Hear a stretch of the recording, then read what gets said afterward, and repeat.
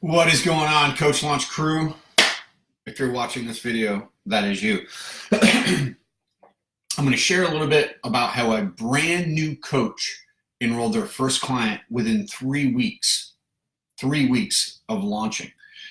We started working together, and within 3 weeks, boom, enrolled a brand new client and starting to work with that person as a paid coach, because as a coach, you should be paid. I want to put this into the Coach Launcher group. If you aren't in there, you'll definitely want to jump in there. Just go on Facebook and in the search bar, look up the Coach Launcher group. So let me do that here real quick, and we'll get rolling. And I'll explain to you how he was able to do this. What's going on, Jamil? Hope you're doing all right. All right, here we go. I'm just going to share this into the group so everyone can see. Nuno, what is up? If you all can hear me, let me know. That would be awesome.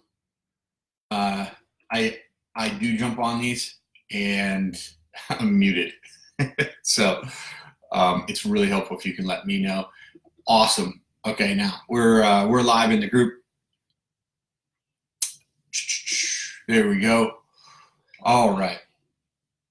Okay, so let me just mute that so that you don't hear it. Thanks, Jamil. Appreciate it. So there's this thing that happens with new coaches. By the way, it happens with people who've been coaching for a while. And that is they feel like they've got to have a completed program planned out before they can begin actually coaching somebody. And because of that, they stay stuck without clients that are paying them for way too long, right? Now, I know when you're getting certified to become a coach, depending on what program you're in, but most of the programs, they want you to coach people for free. That's fine, but you can also have those people pay you. Just have them pay you instead of coaching them for free. And there's a way to do that. We can talk about that if you want to jam on that. So here's how a new coach enrolled their first client within 3 weeks. Okay. Here's what usually happens. Okay. You try to develop your program so you have the confidence to enroll somebody and walk them through it. But then you end up staying stuck because you're refining it over and over again. You just one more worksheet, right? One more training module.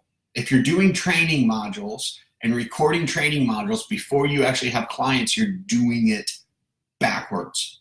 You're doing it backwards. All right. So people end up staying stuck because they feel like they have to have the perfect program. And that's not how it works. It just doesn't work that way. In fact, the better program is the one that is developed while you're coaching people. And I'm going to tell you why. But Seth Godin, in his book, Ship It, talks about how important it is to get your product out before it's completely ready. And as new coaches, that is what you need to be doing. Before you feel ready, before you feel the product is ready, you need to be coaching people. So in his book, Ship It, he talks about that. You can't have the iPhone 8 or the iPhone 10 without the iPhone 1. If they continue to wait until they had the perfect product, we never would have the iPhone. And that goes for any product, right? If you wait until you think it's ready, you're too late. You have to ship the product. Does that make sense? So let's talk about this brand new coach, okay? When you come into the Coach Launch program and we work together, while you're getting inside the head and the heart of your potential client for your messaging, your content, right? Your messaging, your content, same thing. While you're getting inside the head and the heart of your potential client for your messaging and your content, we also help you craft your coaching program. It's called your offer. It's what do you work your people through as you focus in on who exactly you're going to work with and what kind of result you're going to get them. Hey, Jan, hope you're doing all right. Okay, so once we work through that, while you're doing the messaging and you're narrowing in on your niche, you're creating your program, you know, because your program is what you're offering to people, the steps you're going to take someone through to transformation. Okay? That's all you need to know. You've got tools that you can use along the way. All right? That way, any holdup after you've done that work, any holdup after you've done that work is either a mental framing issue or an emotional fitness issue. It's either a mental framing, you got to get your mindset right, or it's an emotional fitness. You've got to deal with the fear. Does that make sense? Linda, that is so freaking awesome. Paying, love it. That's the bell I ring for my clients when they enroll their first client. So that's awesome, Linda, right? So once you've done that initial work of the messaging, content, focusing on your niche, getting your program together, and we help you do that. Once you've done that, anything holding you up is mental framing or emotional fitness, right? So this is what happened, and then I'm going to explain with you a shortcut. I'm going to share with you what happened with this client, and then I'll explain to you a shortcut. Within 3 weeks, he focused in on his niche. He did the work, the hard work, right, to get inside the head and the heart of his potential client. We helped him craft his program, and he started putting his content out there, all within about 2.5 weeks.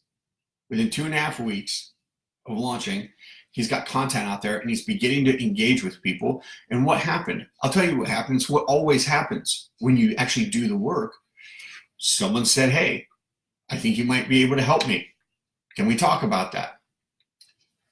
We were on a call last Wednesday night. We were on a call, client call, and he was talking about not being sure he's ready because he really needs to get his program down. And so we worked through the mental framing and the emotional fitness on that issue because he already had everything he needed, right? And I said, hey, if someone came to you tomorrow and said, I want to pay you to work with me, would you do it? Hey, Vivek. And he was joking around. He said, no, I'm not ready, but of course I would, and just figure it out. You have no idea how powerful that statement is. Of course I will. I just have to figure it out. You figure it out as you go along. So I challenged him, coached him, and pushed him a little bit. 2 days later, I get a video message. Someone had set up a strategy session with him. That next morning, he had a call the following day, and within 3 weeks, he had enrolled his first paying client, which is really freaking awesome, right? Because he had his mental framing and his emotional fitness dialed in, because he had his offer and a program, and he didn't wait until he felt totally confident in it, right? He didn't wait. Someone needed help, and he said, I can help you. And they had a strategy session, and he enrolled them, and that person paid him, and now he's coaching. You know what I mean? So there's a couple things you can take from this. One, if you haven't done the work to focus in on your niche, if you haven't done the work to get inside the head and the heart of your client, you need to do that. If you haven't done the work to create your offer, the program you'll take somebody through, you need to do that. Two, if you're putting off working with people until you feel like you have everything squared away, you will be putting it off forever. We are never ready to do the great thing, but we do it anyways. You know what I'm saying? You're never fully ready to do the great thing, but you've got to do it anyways because people need your help. Does that make sense? Are you with me? Now, I'm going to wrap this up by sharing a shortcut. There's 2 ways to go about this. One way is to say, you know what? I don't feel ready, so I'm going to do all the internal work so that I feel ready. I'm going to remove the blocks so that I feel ready. There's nothing inherently wrong with that. Removing blocks is great. But if you're going to wait till all the blocks are removed to actually do the work, you're going to be waiting for a while. Okay? You don't have to wait. Here's the shortcut. Do the work no matter how you feel, because how you feel is irrelevant. How you feel is irrelevant if you're actually doing the work.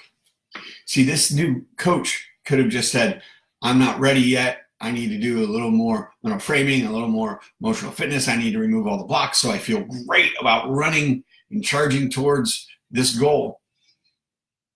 Or you can do like this guy did and just say, I'm doing the work. I'm in this. I'm committed. I'm going to do it even though I don't feel like I'm ready. And he enrolled his first client 3 weeks in. It's awesome. I hope you find this helpful. If you've been stuck on creating your program, stop, enroll a client, ask them all the powerful questions that we ask as coaches. And while you're working with your client, you will begin to see a pattern with your second, third, fourth, fifth client. And that will become the best program you could ever put together because it's built on the back of a real market with real clients telling you exactly how they actually feel, and you'll find out what kind of help they need exactly. You can sit in a lab all day trying to create your program, but there's no way to tell if that will actually help. You won't know until you actually get out there and start working with somebody. Yeah, Linda, the problem is people wait way too long, and some people never get past the fear. So they're never ready. You've got to move forward with the fear. You can't wait until it's gone, right? The old saying is courage isn't doing the thing that makes us want to wet our pants without fear. It's just doing the thing with wet pants. You just do it while you're scared. You do it anyways. Fall in love with the process, work it, do the work, do the work, do the work, and it will work out for you. Mindset is everything, but if your mindset is, I'm going to get all this fixed before I do anything, you'll never, ever, ever do anything, right? Mental framing is about putting yourself into a state where you do the thing that you're afraid of while you're afraid of it. Love that you've got 2 paying clients, Linda. Love to see you crank that up. Love to see you make that 10 clients. And it can happen sooner than you think, for sure. All right. Hope you find that helpful. If you have any questions, let me know. I'm thinking about doing a day, either tomorrow or Friday, where I'm live in the group answering any questions. Hey, Linda, can I challenge you quick? Don't hope. Don't hope. In fact, strangle your hope. Kill it off. Kill off all hope and just do the work to actually make it happen. Right? Does that make sense? Joe Polish talks about hope marketing is you put your thing out there and you hope somebody wants it. Right? And the way to make sure it happens is to actually just do the. Now, I know you do the work. I'm not in any way questioning your work ethic. I'm just trying to be helpful. You know what I mean? Yeah, I know it. All right, you're all awesome. And yeah, Jamil, that's accurate. Same thing, Bruce Springsteen, right? Bruce Springsteen, he didn't throw up, but he would constantly get nervous before his shows. And one of the things that how he leveraged that was he knew that helped trigger him to know he was about to do something great. Other people will feel those physiological signs of nervousness and go into a panic attack and say, oh, I shouldn't be doing this. I shouldn't be doing this. Very cool. All right. I'm going to repeat it. You're all wonderful. Go be wonderful. Change this world. People need your help. People absolutely need your help. And you have the tools and the skills to help them. We will talk with you later.